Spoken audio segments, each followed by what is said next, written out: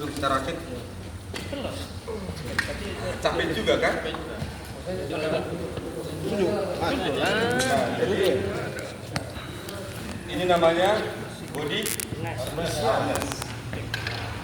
Sebelum kita memasang silinder atau tabung BAZ-nya, maka disarankan untuk merapikan body harness-nya, terkecuali ini kan teori, di lapangan kapan untuk tidak. Secara teori kita harus merapikan body harness-nya sebelum kita memasukkan tabung. Nah, yang perlu diperhatikan pada saat pemasangan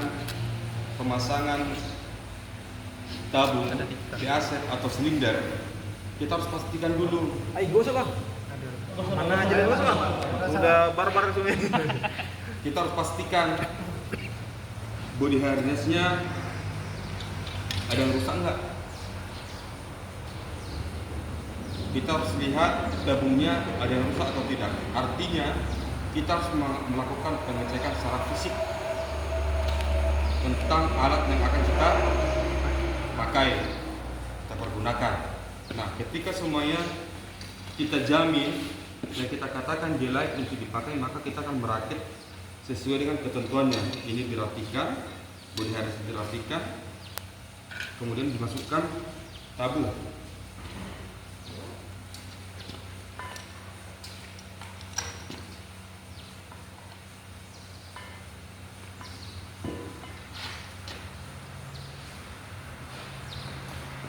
Ada yang tahu Bapak Ibu nama penguncinya?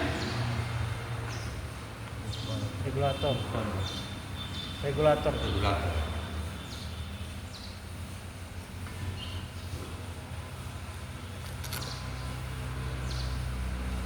Oke, pastikan sudah terpasang. Tentu ini belum aman, walaupun dia sudah terpasang. Nah, kemudian kita baringkan lagi. Kita akan kunci biar dia betul-betul aman untuk kita gunakan.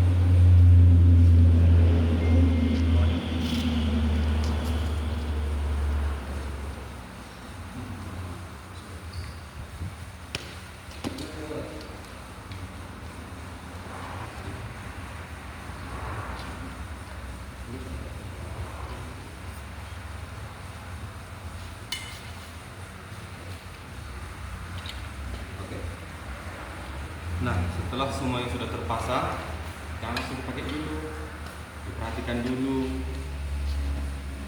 Sudah buat, ada orang bilang ini ikatannya, penguncinya. Ada yang bilang itu kunci 10, gak apa-apa, yang penting dia paham cara makainya. Karena dia juga bukan ahli untuk ini kan. Mungkin dia pernah melihat cara pemakaian, dia pasang, itu bagus toh. Tidak pernah pelatihan, tapi ada TKP, dia lihat ada situ dia pakai. Nah, tapi pada umumnya, dan ini harus ketika memakai SCBA, yang pertama harus percaya diri. Harus percaya diri. Apalagi bapak-bapak yang kerja di perusahaan, tentu kalau terjadi sesuatu di tempat Bapak bekerja, tidak seperti kami mungkin padamkan hutan. Kalau orang Bapak kan padamkan yang mungkin ada listriknya di situ, atau mungkin ada bahan-bahan kimianya, atau mungkin ada minyak. Nah, jadi yang pertama kali harus percaya diri memakai. Artinya mentalnya jangan sampai kena. ketika memakai. Nah, mungkin sekarang saya katakan seperti ini, mungkin masih bisa kita terima. Tapi nanti kalau kita mungkin nanti praktek di atas, nanti bapak-bapak ingat kata-kata saya, betul nggak yang saya bilang tadi itu. Nah, karena kalau kita berhadapan dengan TKP kejadian kebakaran seperti kami, di dalam kotak situ, di dalam kotak itu jelas-jelas itu ada bahan yang mudah meledak di situ. Contoh minyak. Kita nggak mungkin masuk dengan tanpa pelindung. Tanpa pelindung. Kami pernah ada kejadian kebakaran di Jembatan 2 di kalau Bapak tahu yang di Jembatan 2 itu ada pos ikan ya. Nah, ya, di situ dulu ada kontainer dan di dalamnya itu ada minyak dan itu nggak terbakar Bapak Ibu, dia meledak. Nah, dan apinya itu untuk kami enak ya, kami enak karena dia besar apinya. Walaupun kami dengan bersusah payah untuk memadamkan karena lama.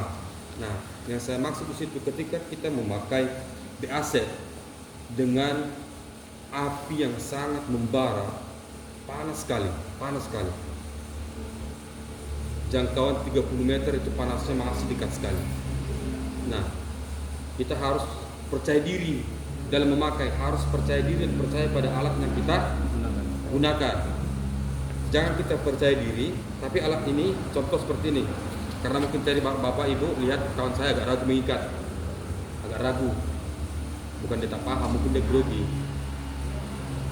Nah, terus kemudian Bapak Ibu udah percaya diri nih, tapi karena lihat dari teman saya agak aman enggak? Jangan jatuh nanti.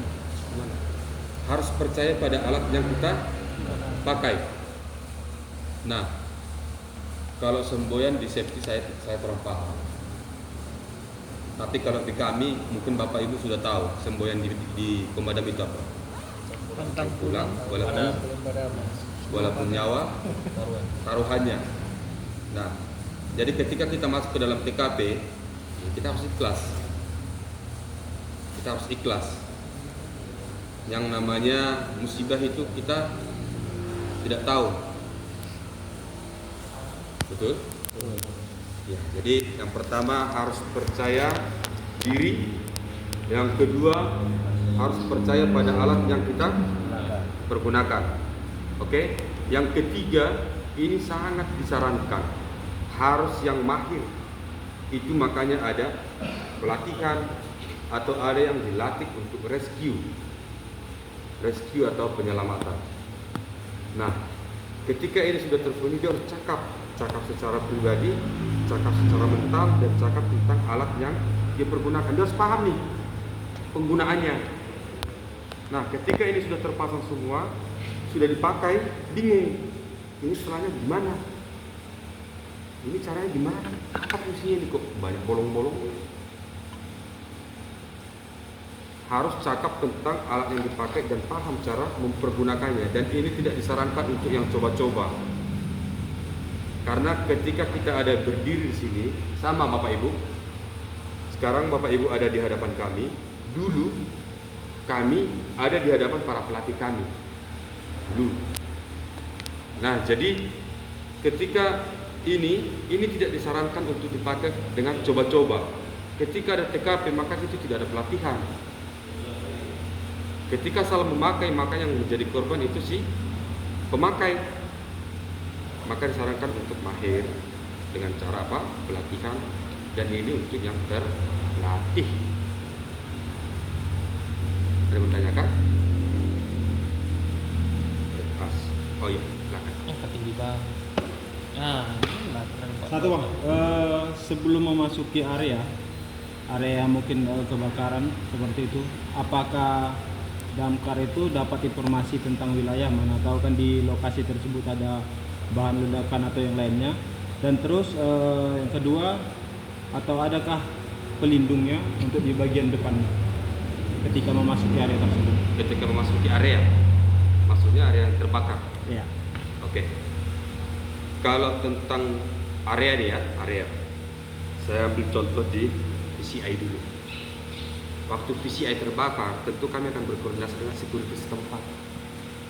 ini gedungnya bagaimana, di mana pintu keluar, di mana pintu masuk. Satu. Yang kedua, di dalam gedung yang terbakar ini ada nggak bahan-bahan yang gampang meledak? Karena terbakar sudah pasti. Terbakar sudah pasti. Nah, kemudian ada nggak di dalamnya tumpukan minyak atau semikal atau zat kimia yang lain? Kita harus berkoordinasi dengan mereka. Nah, tentang keselamatan itu nanti kita masuk ke dalam penggunaan selang. Karena di selang itu ada spray, ada jet. Nah, nanti apa yang saya terangkan ini nanti akan saya praktekkan. Nah, jadi secara umum saya kasih gambaran ketika ada kebakaran, maka gini terus. Nah, dia pegang nozzle. Ini jet itu yang lurus, Bapak Ibu, yang lurus seperti ini. Tembakan airnya. Ini airnya lurus. Nah, kemudian saya akan menahan dia di belakang seperti ini. Dan kawan yang satu lagi dia akan memakai satu lagi selang. Dan ini spray. Atau yang kalau Bapak Ibu pernah lihat yang kembang itu. Nah, ini tujuannya yang jet untuk mematikan api yang ada di depan, spray ini untuk melindungi si kawan. Tadi. Nah, itu Bang, kayaknya nanti kita jelaskan untuk pola pemadamannya. Iya. Berarti kita pakai 2 hose Ya. pakai 2 hose ya. Nozzle. Iya, terangkan seperti itu. Cuman kan kalau secara teorinya dan itu terangkan memang kalau dia ada jet, dia harus ada dua. Nah, itu kalau yang itu namanya nozzle yang besar itu 2,5.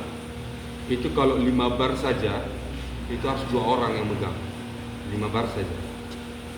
Nah, kalau agak-agak ragu nanti kita praktekkan. Kalau dari hidran mungkin dia 2 bar atau 1 bar mungkin. Nanti kita pakai mobil. Kalau memungkinkan kita coba 5 bar. Sanggup nggak? Saya Kenceng nggak nggak? sanggup. Hah? Kenceng. 5 bar itu motor itu terbalik tuh. Terbalik. Nah, tapi nanti kita coba lah ya, kita selesaikan yang ke aset dulu, ya kan? Memang langsung mau main-main aja ya kan? Nah, semangatnya nih, Bang. Iya. Semangat banget. Udah pengen main air, iya kan? Nah, jadi setelah ini tadi saya katakan yang pertama harus percaya diri, percaya pada alat yang dipakai dan paham penggunaannya. Oke, itu yang paling utama dalam pemakaian di aset. Nah, kemudian bagaimana cara memakainya? Tadi Bapak itu sudah menerangkan. Mana Bapak itu tadi? Oh iya, nah, Bapak itu sudah menerangkan bisa sambil duduk yang pertama tadi Pak ya. Oke. Nah, kemudian banyak caranya. Terus. Kita perhatikan satu ya. Nah, bisa seperti itu.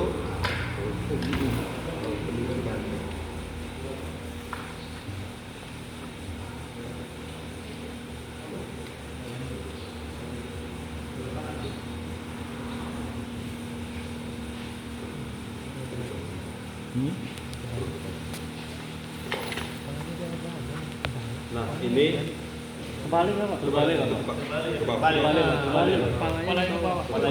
Regulatornya di bawah. Oke. Nah, tulangnya Sakit, Gus. Kalau begitu banting-banting dia.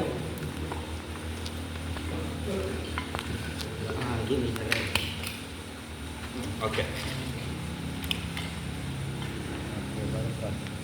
bagi PC yang kuat itu. Kalau nggak duduk aja. Kalau nggak duduk aja. Iya, fisik harus kuat. Kalau di bulan puasa seperti ini, mudah-mudahan nggak ada kebakaran yang memakai biasa lah. Kalau lepas buka, nggak apa-apa. Tapi kan menolong orang dapat pahala. Hah? Menolong orang kan dapat pahala. Pas buka pun jangan. Iya, dapat pahala. Saya nggak tahu pahalanya aja kadang nambah. Ini yang bahaya. Nah, ini dikencangkan senyaman mungkin, bukan sekuat-kuatnya, senyaman mungkin. Oke.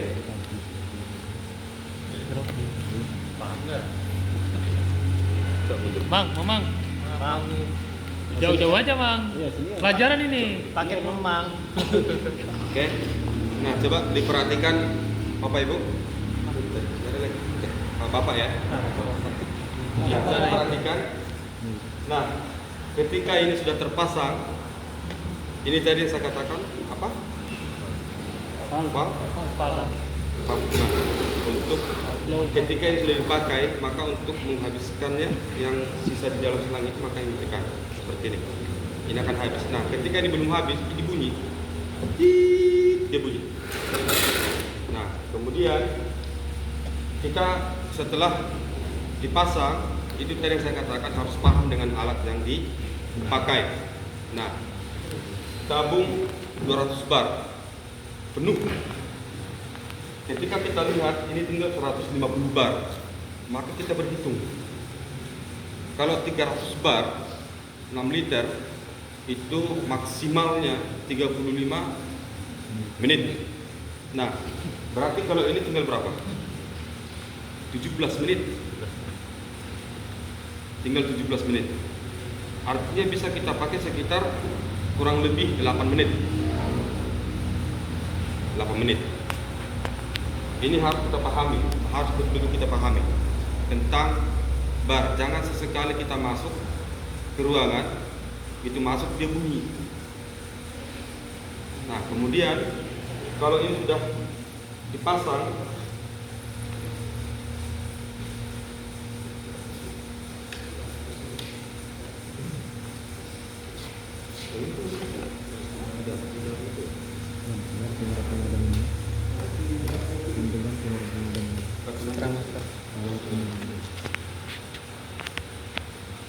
Tapi habis, Pak. ya, Tapi habis tadi gitu. Iya. Itu juga. Lagi mesin. Lama lagi. Oke. ini akan dipasangkan, oke seperti ini. Bosan. Kenapa tadi saya bilang bapak-bapak harus dicek peralatannya, jangan sampai ini kan dari plastik nih. Kalau kami dulu dilatih, ini dari kaca, artinya dia gampang pecah. Harus betul-betul jangan sampai dia retak, jangan sampai ada yang bolong karetnya. Nah, karena ketika ini bolong maka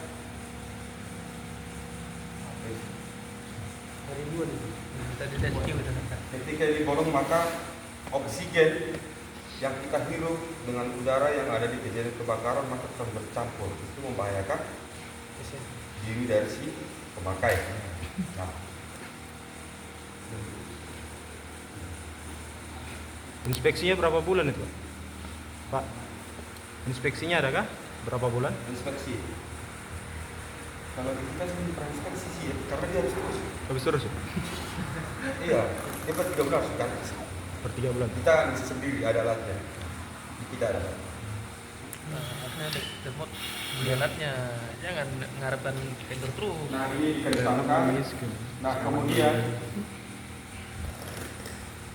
oke, bernapaslah seperti biasa, tapi harus mengingat bahwa kita bernapas menggunakan oksigen yang terbatas. Tapi kalau itu bisa ngomong nggak, Pak? Bisa, ini bisa ngomong, tapi oksigen itu bakalan cepat habis, bisa. Cuman biasanya kalau di kita sih nggak pernah ngomong-ngomong kalau di kafe, nanti lah ngomongin luar kopi ya. Kalau kita tim masuk ke lokasi ruangan yang gelap, kan kita butuh komunikasi sama mereka habis kita mau mundur. Gimana kita interaksi sama kawan di depan atau di belakang? Secara ngomong susah kalau di situ. Karena gini, kalau bahasa syarat ya, karena ya betul Pak. Kalau di ini namanya gelap ya, Gelap tadi. gelap. Nah, tapi kan kita masuk itu tentu punya center toh. Nah, maka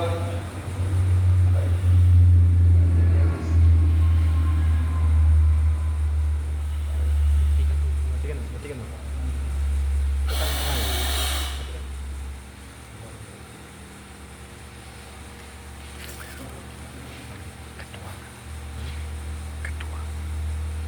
Nah, kalau keadaannya kita nggak memungkinkan untuk bilang berbicara atau nggak memungkinkan kita untuk bilang bro, saya harus, nggak mungkin.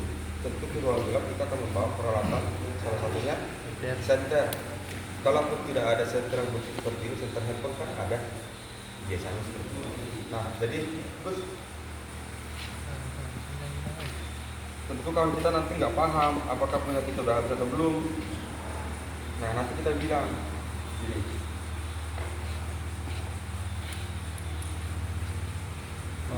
ini kan habis nih, ini habis posisinya karena begitu Pak. Nah, oke, nanti kita lihat. Dia paham itu. Oke, nanti kalau dia udah selesai buka dia langsung podcast ke depan, pakai radio. Oke, ya. Pada saat kita di dalam kondisi gelap, kita udah memakai semua alat, pakai baju ini. Untuk menginformasikan keluar, kita menggunakan radio. Kan kalau pakai posisi pakai alat Nah ini, itu. agak susah ya. Iya. Menggunakan radio. Oke. Contohnya kita menemukan korban atau menemukan apa di dalam, menemukan keluar dari mana? Oke.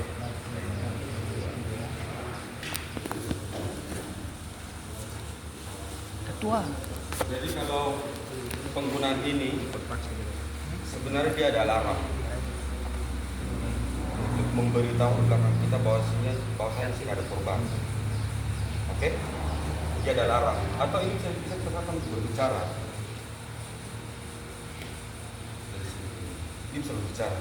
Nah, tapi yang abang bilang tadi, bagaimana caranya untuk mengasih tahu ke rekan kita di sini ada korban sementara dia terpasang. Kita ada alarm. Kita ada alarm. Ya, dan alarm itu tersambung ke orang yang ada di luar. Ketika alarm itu dia ada warnanya. Ada warna orange, ada warna hijau. Nah, tergantung dari kesepakatan kita dengan yang ada di luar. Kalau saya tekan tombol warna ini berarti ada korban. Kalau saya tekan tombol warna ini berarti nggak ada korban tapi situasi sudah aman. Nah, kalau situasi betul-betul aman warna hijau kan berjalan keluar. Dia ada alarmnya. Bukan alarm yang ini ya. Bukan alarm yang ini. Dia ada alarmnya dulu di Jakarta. Di Jakarta ada. Kalau Dasar sama alat ini. enggak, dia beda. Dia alat tambahan. Dia sebesar ini. Ini, sampai ini. Jadi kalau kita tekan di sudutnya ada lampu. Kita tekan seperti ini, nanti datang bro. Nah kalau kita tekan warna hijau atau tekan berapa kali jadi warna apa, tekan sekali warna apa, nah ada alatnya. Atau biasanya juga kalau kita kan melihat nih Pak, kalau memang situasinya betul-betul mencekam sekali, ya mungkin tentu kita nggak main ke dalam dong. Walaupun kita memang betul-betul jiwa penyelamatnya luar biasa, tapi dalam itu apa yang kita masuk sih? Enggak tahu. Ini kan dipakai untuk mencari korban, bukan memadamkan api. Artinya ketika kita contoh kayak kami tidak ada alarm. Nah, ketika ini kita buka sudah kontak, aduh ada korban, pasang lagi. Karena kita bukan untuk memadamkan api, penyelamatan. Kita memakai ini untuk penyelamatan. Nah, bisa juga jadi dipakai untuk pemadaman, tapi dia nggak fokus dengan pencarian korban. Kalau dia sudah pencarian korban, kita berbicara pencarian korban, artinya lokasi itu sudah padam, sudah dipadamkan atau sudah padam sendiri. Kita masuk khusus mencari korban, tapi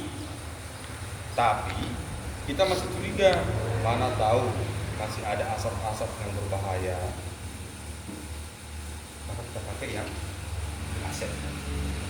Nah, ketika dia masih mengumpul asap tebal seperti itu, jangan masuk lah. Biarkan pemadam dulu yang bekerja. Kalau posisi di ruangan macam di mall apa di gedung hotel itu kan listrik mati, Pak. Listrik mati. Dia tidak berfungsi lagi kan? Kalau ada api kebakaran, Ya. orang yang berfungsi dalam ruangan itu tak bisa keluar. Ada yang besar, ada yang masih hidup. Ya. Kalau kita yang sudah jumpa ada orang di sini, kita minta bantuan penambah lagi itu pun apa kita yang bantu keluar aja tuh? Iya, Karena api masih berkobar dalam iya, minta apa bantuan. bantuan ya. Ya, harus ada bantuan. Sama seperti kami dulu ada kebakaran. Kita pikir-pikir deh, kalau satu mobil, bakalan sanggup. Bakalan sanggup. Baru-baru ini ada terjadi kebakaran di Simpang Basket. Itu gudang scrap. Kayu itu bukan. Bukan. Oh, bukan. Gudang scrap di depan Simpang Yamaha. Itu kita perkirakan. Kebetulan waktu itu saya bawa mobil ini isinya cuma 5 ton, 5.000 liter. Lebih banyak isi yang satu lagi, yang mobil yang kecil tapi itu 8 ton, 80 liter. Lebih banyak. Ya, kita nggak maksakan dong. Ketika ada TKP, kita padamkan, kita kan bisa ukur nih Pak. Dengan kondisi api yang seperti ini, saya bawa air segini kira-kira padam atau enggak. Kalau nggak padam, sekarang kontak ke sini atau telepon pos yang lain untuk segera mengirimkan tangki, biasanya tangki. Kalau dari kita sudah mobil tembak atau PK, kita akan minta bantuan supply. Nah, tapi kalau kita bawa supply, nanti mobil tembaknya dari mereka. Tapi biasanya kita jalan berdua, kecuali mobilnya lagi ada kabel atau elektrik. Jadi seperti yang Bapak bilang tadi, ada di mall, listrik mati, kita minta bantuan atau lakukan sendiri. Gitu. Terkurung dalam itu. Terkurung. Ya. Asap sudah ukur atau tidak. Kita minta bantuan. Kita bantuan Ya. Karena di kita sendiri itu punya alat dan kita bukan sekali dua kali menyelamatkan orang yang terjebak dalam lift. Hampir sering di Batam. Yang sering itu menangani pos kita yang di Sungai Panas. Ada beberapa kali kejadian dia terkurung di lift rumahnya. Entah dia mati atau sudah mati listrik. Dia terjebak di situ. Dan kita ada alat untuk membuka. Jadi apa ya alatnya? iya, yang di Sungai Panas. Karena di Sungai Panas itu ada mobil rescue. Dan semua alat-alat rescue ada di situ. Apa aja ada di situ. Di mobil rescue kita. Itu ada di Sungai Panas. Sebagai center dari pos pengurangan kebakaran pemerintah Kota Batam. Karena kita kan ada dua nih. Ada pemadam dari Badan Pengusahaan Batam, Otorita Batam, yang di Temenggung. Itu punya kawan-kawan dari BP Batam. Nah, yang kita ada di sini satu, di Kabil satu, di Sungai Panas satu. Enggak, yang pemerintah kota. Kalau BP Batam itu yang di Temenggung. Iya, itu. Di Temenggung, Dua Tampar, mereka ada. Jadi kalau ada panggilan Pak, itu yang terdekatnya apa yang BP Batam atau Pempun kan? Apa semua mana? Tergantung siapa yang telepon duluan. Contoh seperti ini, Bapak nih punya kawan di sini di kita. Pak, ada kebakaran nih, tentu kami berangkat. Nah, tapi kami lihat dulu kondisinya. Contoh, Pak, ada kebakaran di mana? Dua Tampar. Tentu kami kontak ke Dua Tampar, walaupun teleponnya ke sini. Iya. Karena kita terhubung semua dengan radio, baik radio atau baik telepon. Atau kebakaran di mana nih, di Kabil. Hanya kan telepon kampanye nggak ada di Kabil untuk menghubungkan panggilan itu pasti akan segera ditindaklanjuti. Termasuk yang di BP Batam yang di Temenggung Pak ya? Iya. Tetap sama ya? Ya contoh seperti ini,